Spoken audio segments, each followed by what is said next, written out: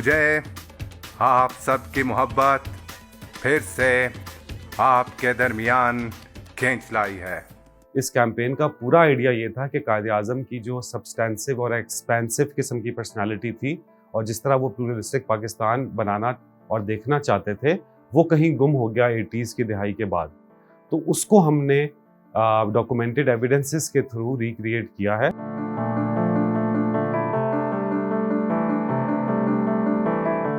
वो एक प्लूरलिस्टिक पाकिस्तान चाहते थे जिसमें माइनॉरिटीज़ और ख़वातीन के उतने ही हकूक़ हों जितने के मेजॉरिटी कम्युनिटी के हैं। इस बात को रीअसर्ट करने के लिए हमने ये पूरी स्ट्रगल की है।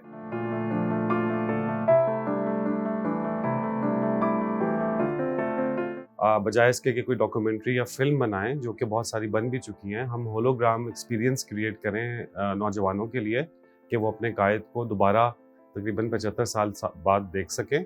तो हमने कहा एक इंटरेस्टिंग वे में अगर हम इसको प्रेजेंट करेंगे तो शायद वो वाव फैक्टर लोगों को पुल ज़्यादा कर सके कायद आज़म के मैसेज की तरफ और उससे वो सीख सकें कि किस किस्म का माशरा पाकिस्तान में तश्कील देना है।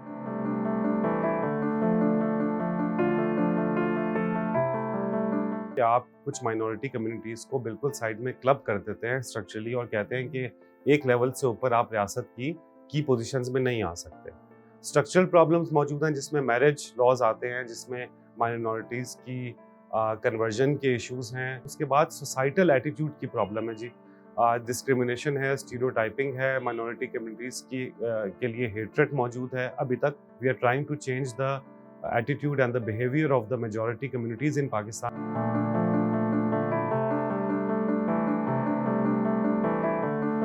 हम कराची में 2018 में इनफैक्ट ये दिसंबर का ही टाइम था, हम स्क्रीनिंग कर रहे थे तो हम बंगाल पाड़ा के एक इलाके में गए। वहाँ के हमारे जो चीफ गेस्ट थे एक लोकल मदरसे के आलिम थे। तो उन दिनों करतारपुर हमारा जो कॉरिडोर है वो नया नया ओपन हुआ था, तो उन्होंने बहुत ही कोई सिखों के खिलाफ एक तकरीर कर दी। तो फिर उसके बाद हमने कायद आज़म की तकरीर चलाई कोई 10 से 12 मिनट की। तो फिर शायद उनको it gave him something to think about. उन्होंने सोचना शुरू किया। फिर जब उन्होंने सोचा तो फिर शायद उनको थोड़ा सा उन्होंने अपने आप को रिकनेक्ट इस बात से किया।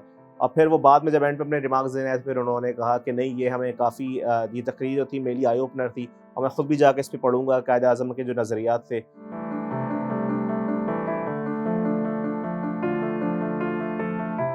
जब हमने ये शुरू किया था 70 रुपये मेरी जेब में थे, मेरी ये टोटल सेविंग थी।